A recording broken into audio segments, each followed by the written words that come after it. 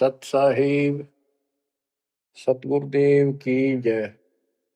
बंदी छोड़ कबीर साहिब जी की जय। बंदी छोड़ गरीबदास जी महाराज जी की जय। स्वामी राम देवानंद जी गुरु महाराज जी की जय हो।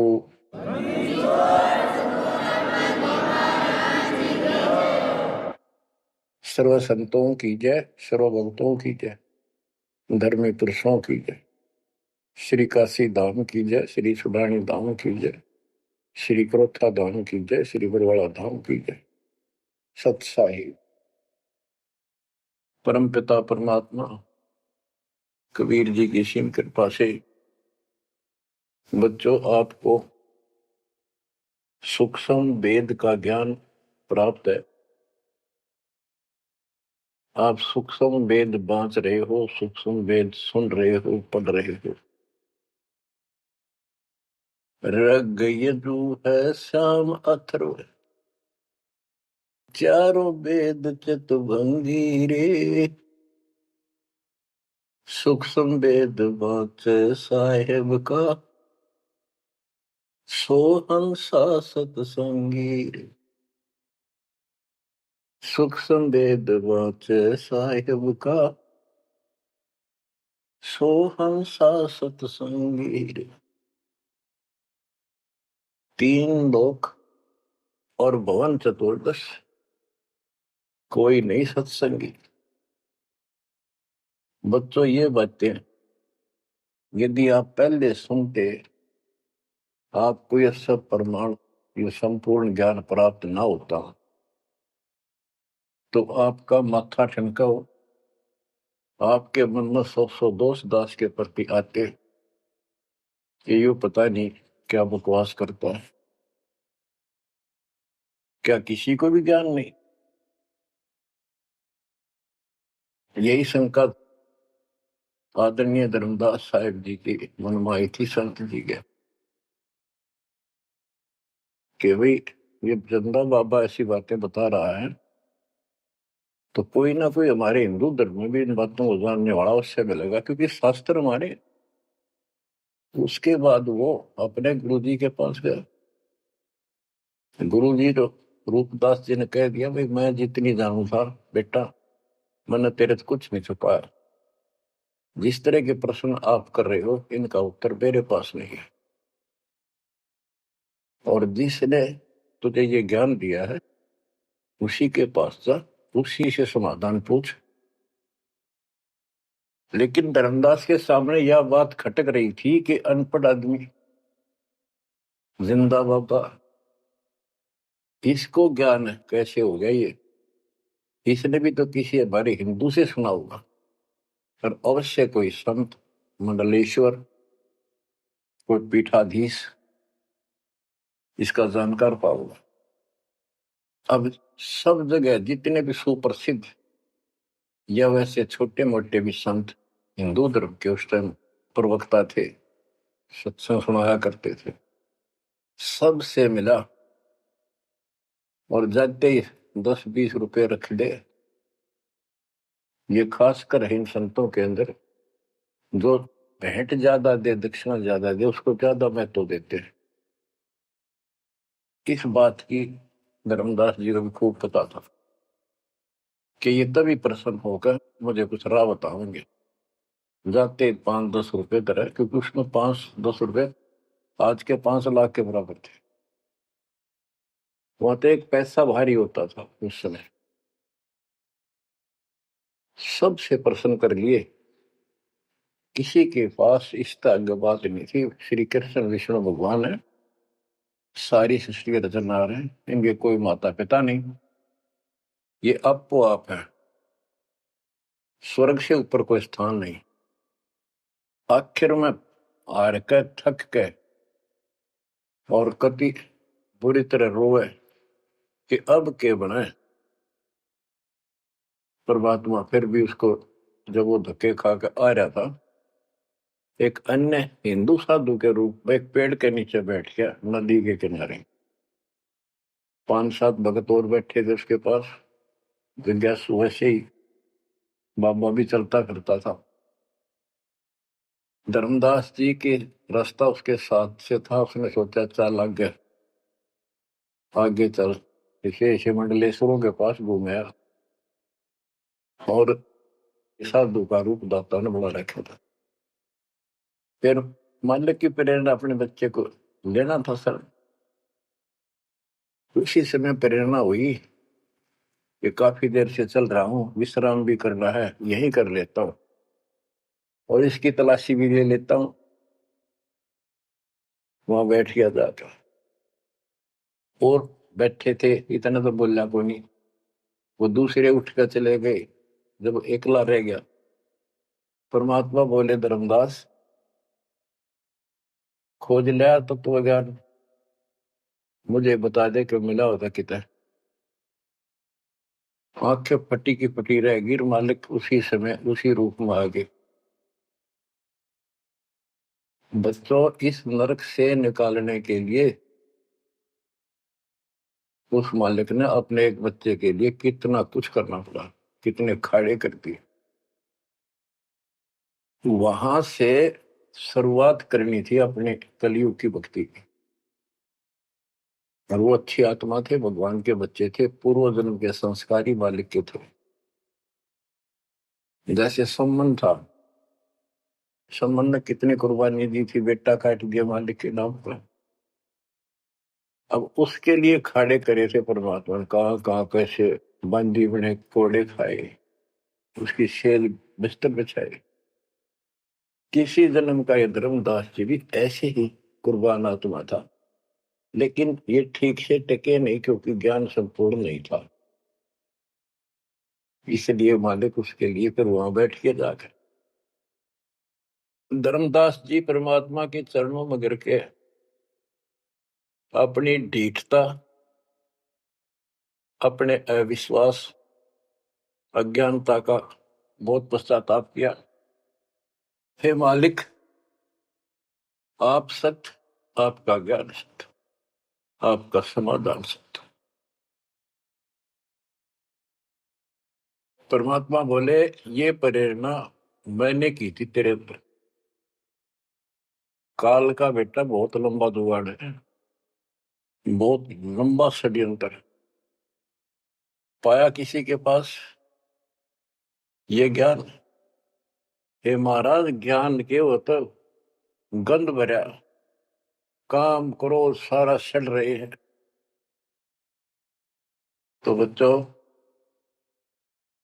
अब आपको दास बताना चाहता है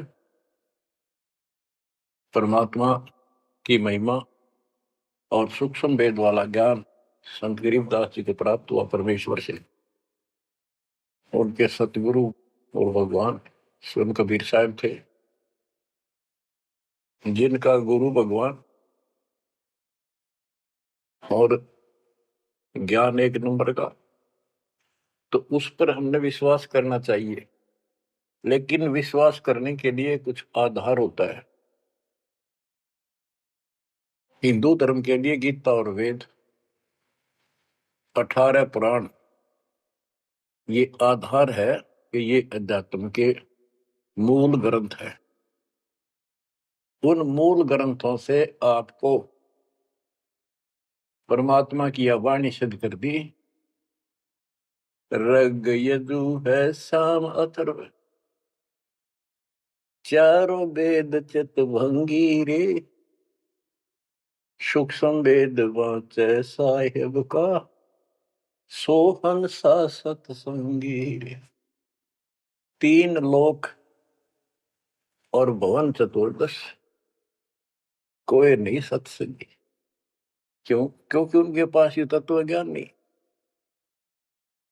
बच्चों, यजुर्वेद अध्याय 40 मंत्र 10 में यही कहा है, कोई तो भगवान को साकार कहता है, रामकृष्ण रूप में, अवतार रूप में आने वाला। अन्य कहते हैं वो कभी साकार होता ही नहीं, वो तो निराकार है। परमात्मा साकार है या निराकार है, किस स्थिति में आता है, वो कैसे लीला करता है, इसकी जानकारी तत्वदर्शी संतों से पूछो। गीता अध्याय 4 श्लोक 34 में और 32 में स्पष्ट भी कर दिया कि जो तत्व ज्ञान होता है वो परमात्मा अपने मुख कमल से आकर बोलता है। ऋग्वेद मंडल नंबर 9 सूक्त 94 और मंत्र नंबर 2 में कहा कि वो परमात्मा कवियों की तरह आचरण करता हुआ घूमता फिरता है। ऋग्वेद मंडल नंबर 9 सूक्त नंबर 95 के मंत्र नंबर 1 में परमात्मा भक्ति की प्रेरणा अपने मुख कमल से वाणी बोल के करता है और भक्ति के मूल मंत्रों का गूढ़ रहस्यों का ज्ञान वही बताता है। गीता अध्याय 4 श्लोक 34 में कहा कि उस तत्व ज्ञान को जो स्वयं मालिक बोलता है कवियों की तरह काव्यान चौपाइयों में श्लोकों में और शब्दों के माध्यम से वो तत्व ज्ञान है, उसको किसी तत्वदर्शी संत से पूछो।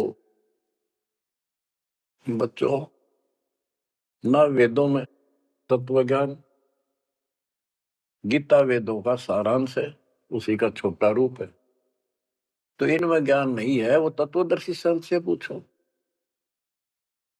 वो तत्वदर्शी संत की पहचान श्रीमद् भगवत गीता अध्याय नंबर 15 श्लोक 1 में बता है कि ऊपर को मूल, ये तो मूल मालिक सारी सृष्टि का रचने वाला समझो संसार रूपी वृक्ष है जिसकी ऊपर को जड़ है और नीचे को 3 गुण रूपी शाखा है। इसके सभी विभागों को जो बता देगा स वेदवित, वो वेद के तात्पर्य को ठीक से जानने वाला है, यानी वो तत्वदर्शी संत है।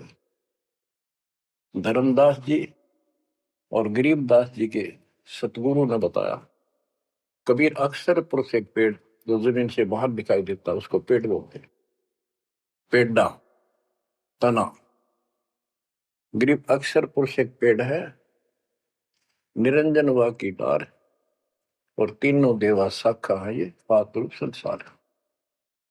फिर स्पष्ट कर दिया कि फिर एक के साध्य सब सदर, सब साध्य सबता माली सींचे मूल को फल फुल अगा। सभी पार्ट्स ऑफ द ट्री, वृक्ष के सभी विभाग बता दिए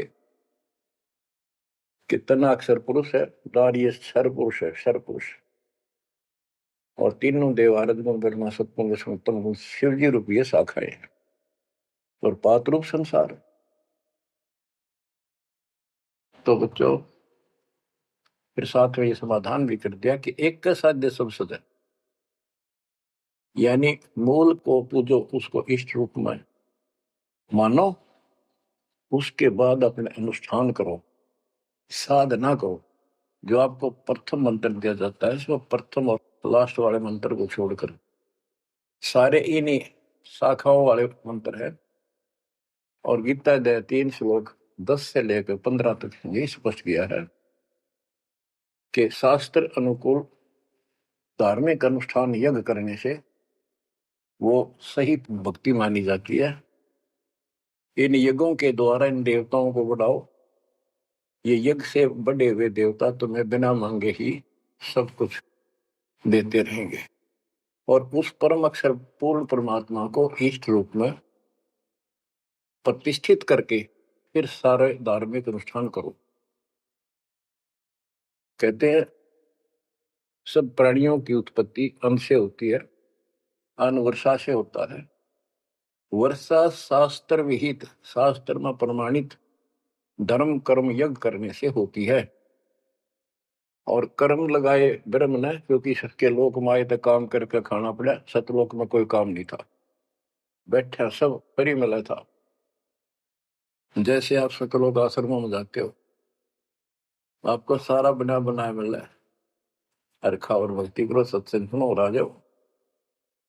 फिर बताया है कि सब प्राणियों की उत्पत्ति अन्न से होती है, अन्न वर्षा से होता है। वर्षा शास्त्र विहित, शास्त्रों के अनुसार किए गए अनुष्ठानों से होती है, यज्ञ से होती है।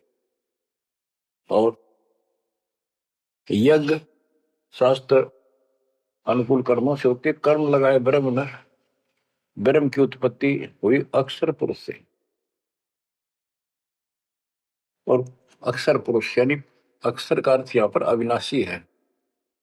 और जहां पर प्रकरण होता है एक से अधिक, अक्षर का अर्थ ही अविनाशी होता है। लेकिन सरपुरुष अक्षर पुरुष, सरपुरुष ब्रह्म है, ये काल है 21 ब्रह्मांड का स्वरूप, अक्षर पुरुष 7वें ब्रह्मांड का स्वरूप। और फिर परम अक्षर ब्रह्म क्यों कहा, परम अक्षर पुरुष, कि वो सब का मालिक वो है। तो इस प्रकार आध्यात्मिक ज्ञान को समझना है और उस परम अक्षर ब्रह्म को योगों में प्रतिष्ठित करके सारे अनुष्ठान करने चाहिए, तब सफलता होगी। कबीर साहब ने बताया, कबीर एक कैसा दे सब सदे, सब साध्य सबका माली सींचे मोल को बुलागा। पुण्यात्माओं, इससे सिद्ध हो गया कि किसी के पास भी वेदों से हटकर ज्ञान नहीं था, वेदों में वो ज्ञान है ही नहीं जिसकी हमें जरूरत थी। इसलिए क्या रहा, अब इसके ऊपर चलेगा सत्संग शेष, संत गरीबदास जी की अमर वाणी, अथ कथनी बिना करनी का होगा। इसमें से कुछ वाणी सुनाएगा दास। जैसे आपको बताया गया कि काशी विद्यापीठ पट कबरा मनाते थे, उनको विद्वान माना जाता था, उनकी दुकान बढ़िया चला करती थी यहाँ भोले समाज में। तो गरीबदास जी उस पढ़ाई के बारे में कहते हैं जो वो पढ़ा करते, केवल लोगों को ठगने के लिए। गरीब पढ़ना गुणना चातुरी, यह तो बात सुगम, सत सुकृत और बंदगी, या है बात अगम। के गीता वेद पुराण पढ़े लिए, चतुरता दिखा दी, बड़े बड़े लेक्चर झाड़ दिए, ये तो बहुत आसान है। लेकिन सत सुकृत, सच्ची भक्ति, सच्चे अच्छे कर्म और भक्ति, सच्ची भक्ति, बंदगी, प्रणाम, बंदगी के अंदर वजह सारा कुछ आ जाता, भक्ति भी आ जाती है, मंत्र भी आ जाते हैं, प्रणाम भी आता। कई बार विशेष तौर पर बंदगी प्रणाम को बोलते हैं, बंदगी प्रार्थना भी कही जाती है। फिर बताते हैं कि सत्य सुकृत अच्छे कर्म और बंदगी, परमात्मा की स्तुति नमस्कार प्रणाम भक्ति सच्चे ढंग से पूरे गुरु से प्राप्त करके तत्व ज्ञान के आधार से करना, यह है बात अगम। ये ऊंची बात है, आगे की है, बहुत सबसे आगे की, सबसे श्रेष्ठ। गरीब पढ़ना गुणना रोग है, उलझे दुनिया माही, 52 अक्षर में बंद रहे, आगे की सुध नाही। संस्कृत भाषा के 52 अक्षर बताए, इसको इसलिए सीधा अर्थ कहते हैं जो संस्कृत से सीमित है, इन ग्रंथों तक सीमित है, इनमें वो ज्ञान है नहीं। ये उलझे दुनिया में, ये 184 के चक्कर में रह गए। गरीब पढ़े गुणे पावे नहीं, अनपढ़ने से न्यार, अनकोचर छंद है कैसे पावे पार। कहते पढ़े गुणे पावे नहीं, अनपढ़ने से न्यार, यानी जो चतुरता दिखाने के लिए पढ़ते हैं वो कभी नहीं परमात्मा प्राप्त कर सकते, ना वो ज्ञान मिले।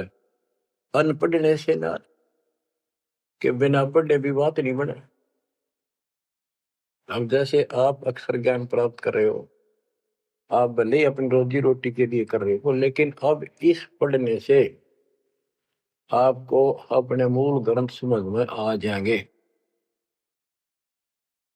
ये सूक्ष्म वेद है, इसके अंदर जो गूढ़ रहस्य है वो अन्य वेदों से भी उत्तम और गहरे हैं। इसमें कह दिया पढ़े गुणे पावे नहीं, यह पढ़ाई है वो तो मूर्ख बनाने की। अनपढ़ने से ना, जो नहीं पढ़े वो भी दूर रहेंगे। हमारे को अक्षर ज्ञान नहीं था, इसलिए हम इन चतुर लोगों की बातों में फंसे रहे। गरीब वेद कथें चित चूक है, मन में मान मरोड़, कहने मात्र के तो पंडिता, ये होते लिखे ढोर। कि इन वेदों के पढ़ने मात्र से कुछ भी हासिल नहीं होना, क्योंकि वो ज्ञान है ही नहीं जी। अपने को जरूरत है मोक्ष प्राप्त हो, और वो ज्ञान मालिक प्रत्येक युग में आकर बोलते हैं, पर कदर नहीं बनी।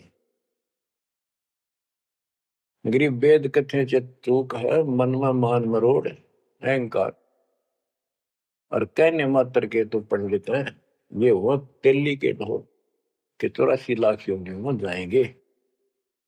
अब जैसे एक बहुत ही अच्छा उदाहरण दिया संत गरीबदास जी ने, बच्चों ये गाना बजाना समय के अनुसार शब्द भी सुनाए जाते हैं, और ये कड़वी गोली भी खिलाई जाएगी, तभी ये रोग कटेगा। सारा ट्रीटमेंट कंप्लीट करना पड़ता है।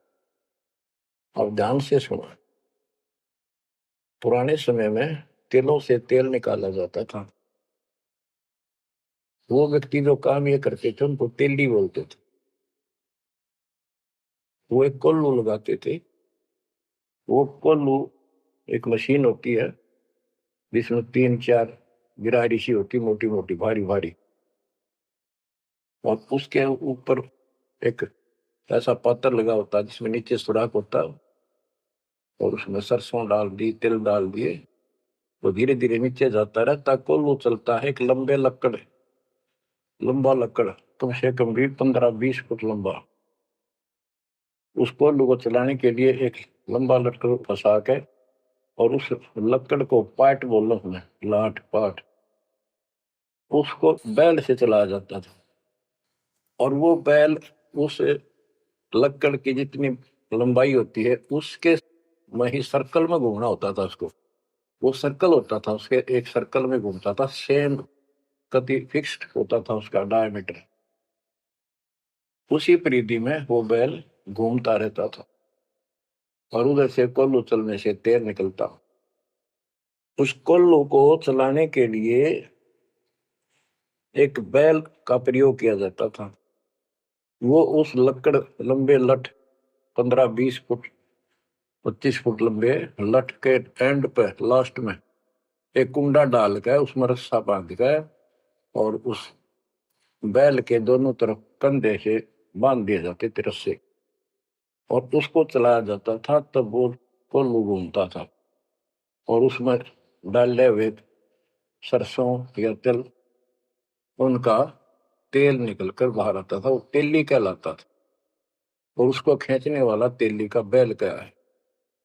उस बैल के आंखों पर पट्टी बांध दिया करते थे, और एक आदमी उसके पीछे होकर 2-3 बार उसका लठ मारता जोर के, और वो बहुत तेज चलता। तो फिर उसको ये भय हो जाता कि लठ तेरे पीछे पीछे है। वो अपने आप स्पीड में रहता था, और इस तरह वो कोल्हू सारा दिन चलता था। बीच में थोड़ी बहुत देर पानी पिला दिया, चारा खिला दिया, फिर जोड़ दिया जाता।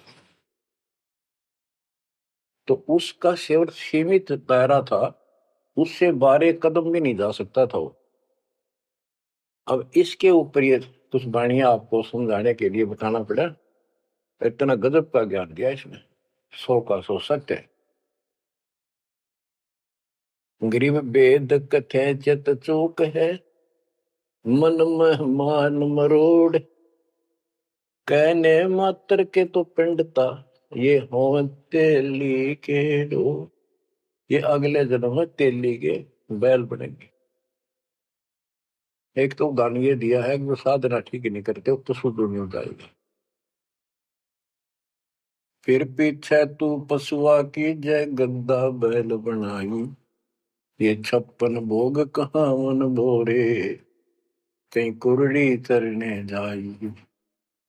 इस वाणी का तो ये अर्थ है। अब इसके ऊपर आगे देखो। गरीब आंख बंद है दिखे नहीं, चल मारो मार तेली के तो बैल को घर ही कोस हजार। के आंख बांध दी बैल की और उधरता चलो मारो मार, वो स्पीड पे चलता रहता।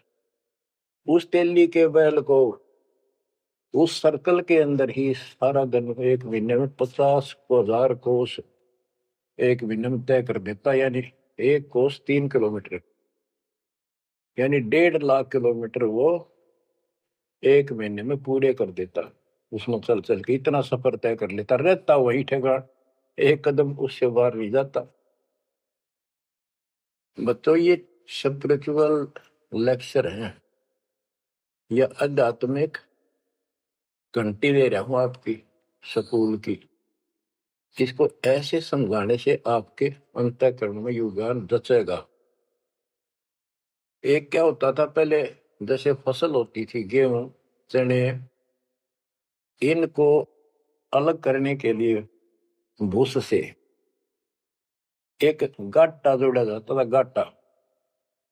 उसके बीच में एक लठ गाड़ के मोटा था, उसका रस्सा बांध के फिर 5 7 10 पशु, जिसमें भैंस गाय काटड़ा काटड़ी ऐसे शरीर में बांध दिए जाते थे, और बीच में लठ गाड़ दिया, उसके चारों तरफ वो भूस डाल देते थे, चने या गेहूं। क्योंकि दास ने देखा है हम किसान के गर्जनों था, इसलिए 90% बच्चे किसान वालों को पता नहीं, जो शहर में रहते हैं वो भूसे कैसे निकलता था, जिसकी ये वाणी जिस बारे बोली है। अब तो मशीनों से निकल जाता, कट कट कट कट 1 घंटे में। पहले महीना महीना लगे रहा करते। दास का जन्म ऐसे समय में दिया दाता ने जब वो 5505 निकट आ रहा था, और वो पिछला प्रोसेस सारा पता है जो एक वाणी में बोला गया है। दास को समझने में आसानी रही, आपको समझाने में आसानी होगी। तो उसको हम तो गाटा बोला करते, गाटा जोड़ रखे। वो सारे पशु एक लाइन में चलते रहते, चारों तरफ घूमते, जैसे तेली का बैल घुमा करता। ये उस फसल को काटने के लिए उनके पैरों के नीचे वो फसल कट जाती, छोटा छोटा तूड़ा भूस बन जाता। फिर उससे गेहूं चने अलग कर लेते और भूस अलग हो जाता। उसको गाटा बोला करे। और पलवल साइड इधर फरीदाबाद साइड में उसको धाए बोलते थे, धाए। धाए यानी पशुओं का एक समूह, एक से एक गले का रस्सा बांध दिया जाता था। वो बाहर नहीं जा सकते, अंदर आ नहीं सकते, क्योंकि एक दूसरे को धक्का नहीं दे सकते। वो एक लाइन में चलते थे चारों तरफ सर्कल में। अब इसको इन अज्ञानी गुरुओं के ऊपर सेट किया है दाता संत गरीबदास जी ने इस वाणी को। गरीब दाएं जुड़ी अज्ञान की गह घाटा ठोर, एक पेड़ चाले नहीं काट बड़ी बड़ी खोर। के जैसे वो पशुओं के द्वारा धाए जोड़ के घुमाई जाती है और वहीं घूम रहे होते, उससे अलग एक कदम नहीं जा सकते। तो जितने भी ये संत हैं, इन्होंने अपने अपने चेले बांध रखे, अपने अज्ञान वाले लटके। गुरु बनकर बैठ गया और उसको पशु बांध रखे, पशु पुत्र। वो इस जन्म मरण के चक्कर में यही गाटा गा रहे हैं, यही दाएं चल रही है उनकी। एक पेड़ चाले नहीं और कड है बड़ी बड़ी खोर। खोर मैंने बड़े बड़े कदम रखे, तेजी से चलना, पाथे डंडे लगे होंगे। तो ये सारे जितने भी चेले हैं, उनके जितने गुरु हैं, उनके जितने शिष्य हैं, उनको तो धाए बताई ये गाटा, और इस जन्म मरण के चक्कर को एक ये सर्कल बताया कि इसी में ये घूम रहे हैं। एक कदम इस तरह बाहर नहीं जा पाए। जाना सतलोक है। जैसे किसी ने सफर करना है तो कदम जितने रखेगा मंजिल की ओर होते हैं, ठीक रास्ते पर। और ये वहीं बांध रखे स्वार्थवश जिसने पशुओं को, वो तो उस सर्कल में घूम सके, उस तो बाहर जा ही नहीं सकता। गरीब दाएं जुड़ी अज्ञान की गह घाटा ठोरे, एक पेड़ चाले नहीं, काट बड़ी बड़ी खोर। गरीबदास जी ने कहा है, कोई है रे परले पार का, जो भेद कहे झनकार का। वारई गोरख वारई दत्त, यानी ये सब वार द्रु प्रहलाद अर्थ, वार ही सारे ब्रह्मा भी वार, ये भी वार, सारे ब्रह्मा विष्णु महेश यही पर दुर्वासा वार। ये गह गाटा ठोर, गरीब चार वेद सठ शास्त्र, पढ़े 18 पुराण, सतगुरु पूरा मिला नहीं, पंडित हो सी सवान। ओह, कबीर साहब कहते हैं, गुरु बिन काहू न पाया ज्ञाना, जो तो था वो छड़े किसाना। गुरु बिन वेद पढ़े जो प्राणी, समझ अनुसार रहे ज्ञानी। बच्चों, एक तो होती है मान बढ़ाई अहंकार, और एक सच्चाई जो होती है वह मान बढ़ाई नहीं कहलाती। जैसे दास कह रहा है, और जब आपको भी समझ आ गई है, स्पष्ट हो गया, आपको पता लग गया है कि गुरु बिन वेद पढ़े जो प्राणी, समझे ना सार रहे अज्ञात। वेद पढ़े पर वेद न जाने, ये वाचे पुराण 18, और पत्थर की पूजा करे। भूल गए सिद्धदारा, श्राद्ध निकलवावे, पितर पुजवावे। क्या इन्हें वेद पढ़े? क्या इनको गुरु मिला? जय सतगुरु की संगत करते, ये सकल कर्म कट जाए। ये कोई झंझट नहीं करना पड़ता। अमरपुरी पर आसन होते सतलोक में, जहाँ कोई कष्ट नहीं, जहाँ दुख ना चाहे। तो दास ये कहे कि या तो भगवान कबीर साहब मेरे गुरु भगवान और गरीबदास, और चौथा दास, इनके अतिरिक्त, वर्तमान में दास के अतिरिक्त विश्व में किसी के पास ना वेद ज्ञान, ना गीता ज्ञान, ना कुरान और बाइबल ज्ञान, किसी को किसी प्रकार का ठीक ज्ञान नहीं। इसको कोई कहे ये मान बढ़ाई करता है, उसकी अपनी समझ है, अपनी सोच है, लेकिन यह 100% सच्चाई है। जैसे 2000 के नोट पर, या 1000 के नोट पर, 500 के नोट पर यह लिखा है कि मैं धारक को 500 रुपए देने का वायदा करता हूं, तो क्या उसने मान बढ़ाई कर रखी है कि ये नोट अपनी बढ़ाई करता है, छाती पे लिखवा रहा है? वो सच्चाई है, वो लिखना भी जरूरी है। तो दास को ये बताना भी आवश्यक है कि दास के अतिरिक्त विश्व में किसी के पास ज्यादातर ज्ञान नहीं है। ना वेद ज्ञान ठीक है, ना गीता ज्ञान ठीक है, ना पुराणों को जानते, ना पुराण वाले कुरान को ठीक से सुनो, नहीं बाइबल वाले बाइबल को ठीक से सुनो।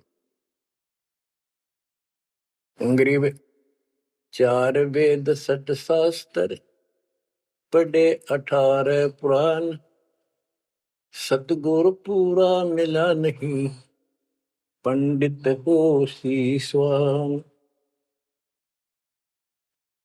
अंग्रेज 4 वेद सठ शास्त्र, पढ़े 18 बोध, खसम बांझ के होते है, पर बेटा नाही गोद।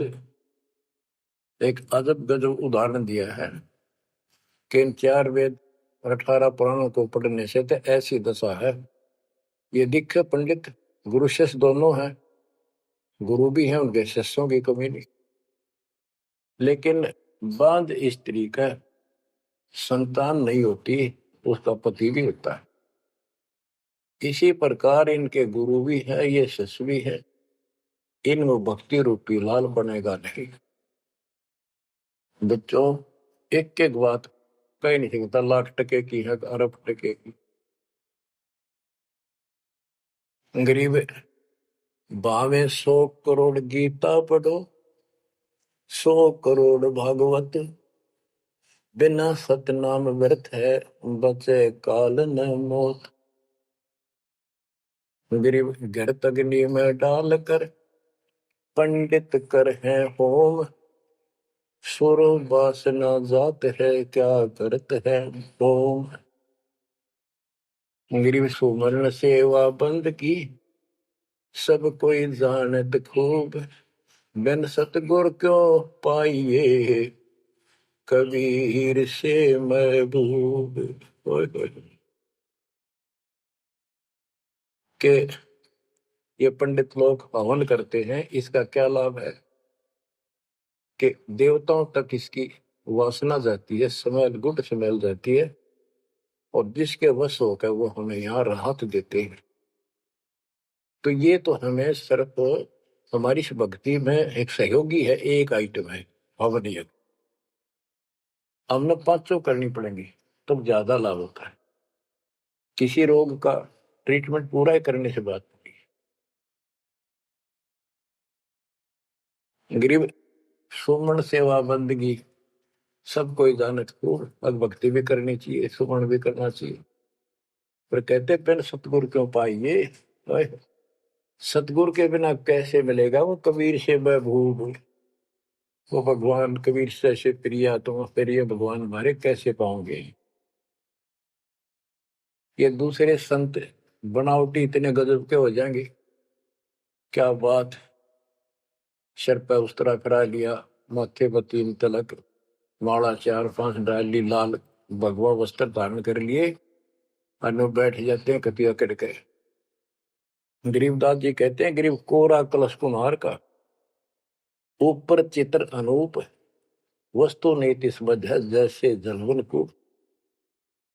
ऊपर तो ढूंढा साध का, अंतर रख्या खो। ऊपर तो साधु दिखे गजब का, बनावटी सी जबरदस्त, जैसे कुम्हार का, यानी कोरा कलश कुम्हार से लाए, उसके ऊपर कितनी अच्छी चित्रकारी होती है, उसमें जल है नीचे तट है उस चित्रकारी में। ऊपर का दिखा क्रमिया जो संत ऐसा है जिसके पास यथार्थ ज्ञान नहीं है, वो तो ऐसा है जैसे कोरा कलश कुम्हार का, ऊपर चित्र अनूप। वस्तु नीतिस्मद है, जिसके लिए लाए तो जल है नहीं मीठा। और जैसे जल बिन कुआं, जैसे कुआं बिना पानी का के काम। गिरी 500 मुद्रा पिंड में, आग बुजुर्ग शरीर। 52 गंडे गंग है, खेवट जहां कभी। कहते ये शरीर है, स्थूल शरीर में 5 मुद्रा है, उनमनी खेचरी भूतरी चाचरी आदि। और इससे आगे बदर शरीर है, सूक्ष्म शरीर और है। कहते उससे पार करने के लिए सतगुरु कबीर साहब का सच्चा गुरु मिलेगा जो बात बनेगी। गरीब नाम सार है निर्मला, सार नाम ये निर्मल है। पाक नूर निर्वाण, दास गरीब कबीर को भक्ति दी है दान। बच्चों, ये अमृत वचन है, बहुत गूढ़ और गहरे है, और आपके लिए जैसे गीता उंगलियां पर उठवा दी, वेदों का सार निकाल के आपके समझ रख दिया। छोटे छोटे बच्चे समझ रहे इस बात को, जो 3री-4थी कक्षा में पढ़ रहे, और जो इन काशी विद्यापीठ में पढ़ने वालों के आज तक समझ नहीं आई। तो who is Guru, who is सतगुरु, और हु इज गॉड, ये आप अच्छी तरह समझ चुके हो बच्चों। परमात्मा आपको इतना दर्द कर दे, जैसे सम्मन की और सेऊ थे, आप इतने दर्द हो जाओ। गरीब महिमा की जय संत की, तन मन धन सब दे, सिर मांगे टाला नहीं, मोर ध्वज लग ले। यानी ऐसी परिस्थिति परमात्मा के प्रति, किसी परिस्थिति ऐसी आ जाती है तो मालिक से दूर नहीं हो, कितनी ही कठिन परिस्थितियों से गुजरना पड़े। आज हम थोड़े से कष्ट को देखकर भगवान से दूर हो गए, फिर अगले जन्म में क्या होगा? फिर पीछे तू पशुआ की जय गद्दा बैल बनाई, ये 56 भोग कहाँ मन भोरे, कहीं कुरड़ी चरने जाई। आज कोई ना कोई बहाना काल कर देगा सत्संग से उठने का, आलस कर देगा, कोई काम अड़ा देगा, या वैसे आत्मा किसी पाप के कारण रोगी हो जाती है तो अरुचि बन जाती है सत्संग सुनने में या सुमरण करने में, दान की इच्छा समाप्त होती चली जाती है, सेवा में रुचि नहीं रहती। तो उस समय के लिए ये याद रखो, आज हम मानव हैं, अपनी मर्जी से कितने आलस कर लें और कितने भगवान से दूर हो जाए, स्वतंत्र है। और कल को गधे बन गए, बैल बन गए, नाक में नाथ गल जाएगी, या 2.5 मन का कमर के ऊपर एक थैला होगा गधे के, तो आलस तो उसमें भी होगा। मन तो यही है। कई कहते हैं मेरे से नहीं होती सेवा, चलो कोई बात नहीं, सेवा तो करनी चाहिए, सेवा से दूर नहीं होना चाहिए। तो मन तो वहां भी दुखी करेगा, गधा अपने पास से भी सोचेगा कि पटक दूं बोरे ने, घेर दूं, डाल दूं। एक आदि पर गधा ऐसा भी कर देता है, फिर उस पर ज्यादा भार लादा जाता है और लठ भी पड़ते हैं, फिर वो सीधा चलता है। इसलिए इस मन पापी को आत्मा यही समझा सुड़ डाले, दाता से दूर ना हो। इस संसार में सुख नाम की चीज नहीं है। यदि सुख होगा, या जो नकली सुख भी अगर चाहिए तुम्हें यहाँ का, तो इस दाता के चरणों में मिलेगा, रहोगे तो मिलेगा। इससे दूर होकर कुछ दिन जो ये समय आप भक्ति कर चुके हो, सच्ची मर्यादा में रह गए, वो आपकी बैटरी सी चार्ज होगी जैसे इन्वर्टर की हो जाती है, और फिर चार्जर हट गया, वो बैटरी फिर भी काम करती रहेगी और ऐसा लगेगा कि बिल्कुल सब कुछ ठीक ठाक है, कोई फर्क नहीं पड़ा, चार्जर भी हटा दिया। जब तक वो संग रह सकती है, एनर्जी है बैटरी में, वो काम पूरा करेगी। जब वो एनर्जी खत्म हो जाएगी, आगे संग्रह हो नहीं रही, तो एकदम ही वो सब सुविधा बंद हो जाएगी, पंखा भी बंद, बल्ब भी बंद, और भी कार्य कर रहे होंगे, कंप्यूटर भी बंद, फिर बहुत देर हो चुकी होगी। इसलिए इन सब बातों को ध्यान रखो, याद रखो। मुश्किल से दाव लगा 7.5 अरब आबादी में से आप ये थोड़ी सी आत्मा परमात्मा की शरण प्राप्त कर पाए हो, तो बच्चों परमात्मा आपको मोक्ष दे, अपने चरणों में रखे, आपकी तरफ बढ़े, कुर्बान हो जाओ, सत्संग सुना करो ढंग से। देख परमात्मा ने कहां से कृपा कर रखी है, आंख खोल लो ना, जो फूक निकली, और कोई नहीं पूछेगा, धक्के खाते करो कि कुत्ते को देखोगे। परमात्मा साथ इसलिए होगा कि हमारे और कामों में विशद करेगा, इसलिए मालिक पर ज्यादा ध्यान दो, काम करो, काम न को मना करें, उस काम में बरकत भी आप मिलेंगे। दाता आपको मोक्ष दे, सदा सुखी रखे, सत्साई।